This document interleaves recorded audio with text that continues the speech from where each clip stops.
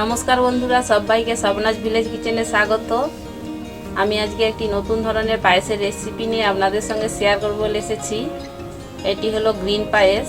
আর green মানেই হয় মটরশুঁটি, না হয় ব্রোকলি বা পেঁয়াজ কলি, এইসব নিয়েই গ্রিন হয় বা ফুড কালার। কিন্তু আমি এনেছি ব্রোকলির পায়েস, একবারে নতুন ধরনের পায়েস। খেতেও যেমন সুন্দর, দেখতেও সুন্দর লাগে। তাই আমি কিভাবে বানাচ্ছি আপনারা প্রথম থেকে শেষ পর্যন্ত দেখতে থাকুন। আর যদি আমার এই রেসিপিটা ভালো লেগে থাকে আপনারা লাইক করবেন, কমেন্ট করবেন, শেয়ার করবেন। আর আপনি যদি আমার চ্যানেলে নতুন হয়ে থাকেন তাহলে অবশ্যই আমার চ্যানেলটি সাবস্ক্রাইব করুন এবং পাশে থাকা বেল আইকনটি প্রেস করুন, যাতে আমার নতুন নতুন ভিডিও আপলোড হলে আপনার কাছে সাথে সাথে নোটিফিকেশান পৌঁছে যায়।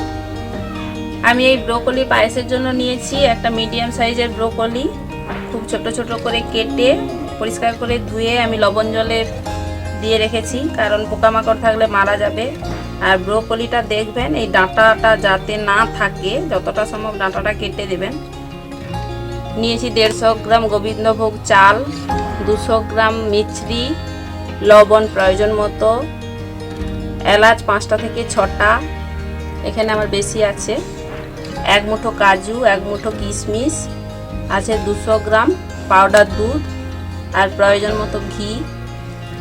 এই উপকরণ দিয়েই আমি আজকে পায়েসটা বানাবো, তাই আপনারা প্রথম থেকে শেষ পর্যন্ত দেখতে থাকুন আমি কিভাবে বানাচ্ছি। বন্ধুরা, আমি এই ব্রোকলিগুলো জল থেকে ছেঁকে মিহি করে বেটে নিচ্ছি। আমি উনুনটা জেলে নিয়েছি আর আমি প্রথমে গুঁড়ো দুধটা তৈরি করে নেব। তার জন্য আমি কড়াইটা বসিয়ে দিয়েছি, কড়াইটা গরম হয়ে গেছে।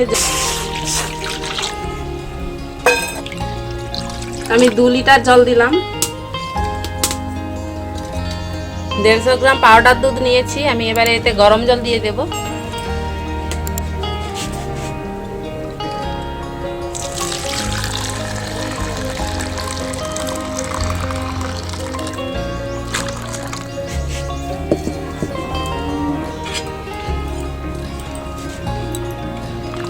দুধটাকে ফেটে ফেটে খুব সুন্দর করে একবারে প্লেন করে নেব, যাতে না এই ডালা ডালা থাকে।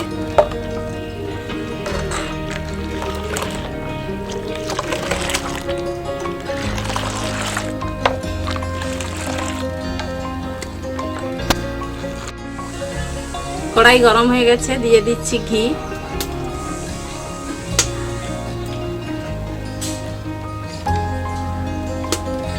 ঘিটা আমি 1 চামচের মতোই দিলাম।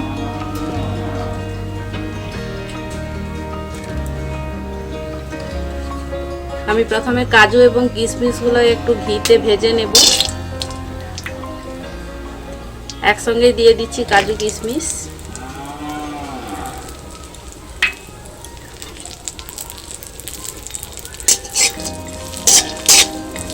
অল্প একটুখানি ভাজলে স্বাদ ভালো হয়। না ভেজে কাঁচাও দেওয়া যায়।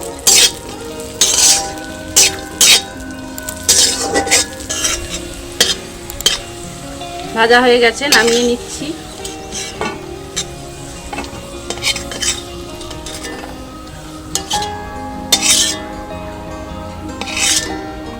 এবারে দিয়ে দিচ্ছি আর একটু ঘি, আর 1 চামচের মতো ঘি দিলাম।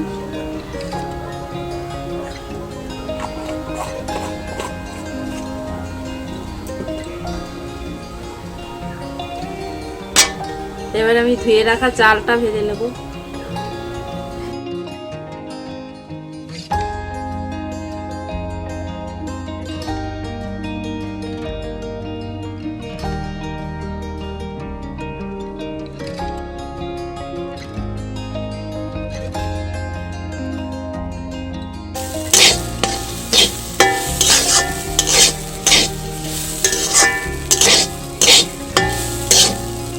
আমি চালটা 1 থেকে 2 মিনিট নেড়ে জল দিয়ে দেব। দিয়ে দিচ্ছি জল।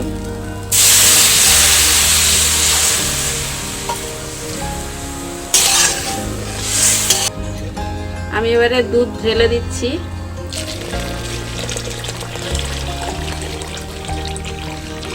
আমি সম্পূর্ণ দুধটা দেব না, আমি এটা আবার পরে লাস্টের দিকে দেব। আমি এবারে ছোট এলাচ 5টা মুখটা ফাটিয়ে দিয়ে দিচ্ছি।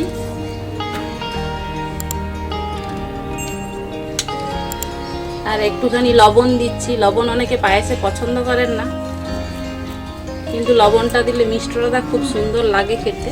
আমি এবারে দিয়ে দিচ্ছি ভেজে রাখা কিশমিশ এবং কাজুগুলো।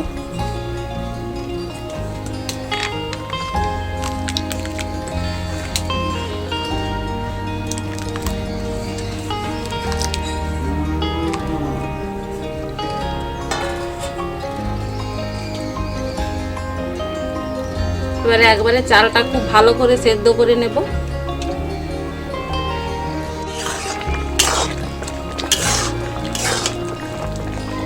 চালটা সেদ্ধ হয়ে গেছে, দেখে নিচ্ছি। চালটা একবারে গলে গেছে। চালটা সেদ্ধ হয়ে যাওয়ার পরে আমি মিষ্টিটা দিচ্ছি। আমি দিয়ে দিচ্ছি মিশ্রি। আমি মিশ্রি 150 গ্রাম নিয়েছিলাম, দেবো 100 গ্রাম।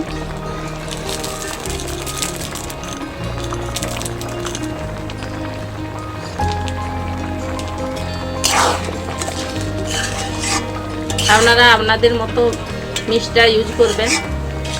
পায়েসটা অনেকটাই গাঢ় হয়ে গেছে। আমি এবারে বাকি দুধটা দিয়ে দিচ্ছি।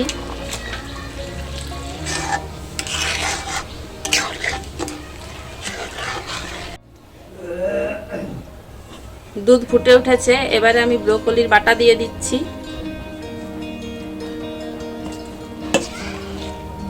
বেশ মিহি করে বাটা।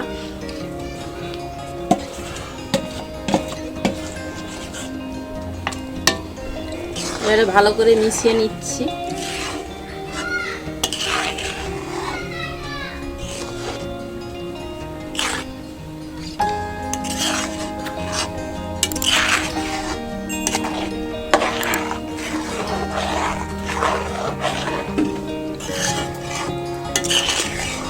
ব্রোকলিটা দেওয়ার পর একটু নেড়ে চেড়ে নিচ্ছি। আর পায়েসের কালারটা খুব সুন্দর এসে গেছে। একটু ঘন হয়ে গেলে নামিয়ে নেব। পায়েসটা অনেকটাই ঘন হয়ে এসেছে।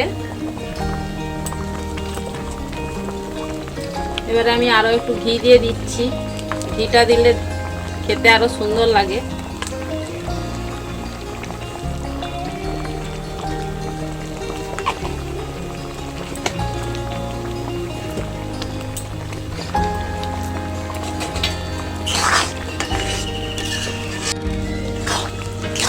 পায়েসটা অনেকটাই ঘন হয়ে গেছে।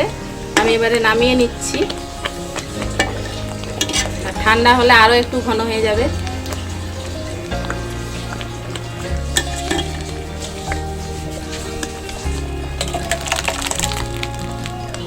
তাহলে বন্ধুরা দেখলেন আমি কিভাবে এই গ্রিন পায়েস বানালাম।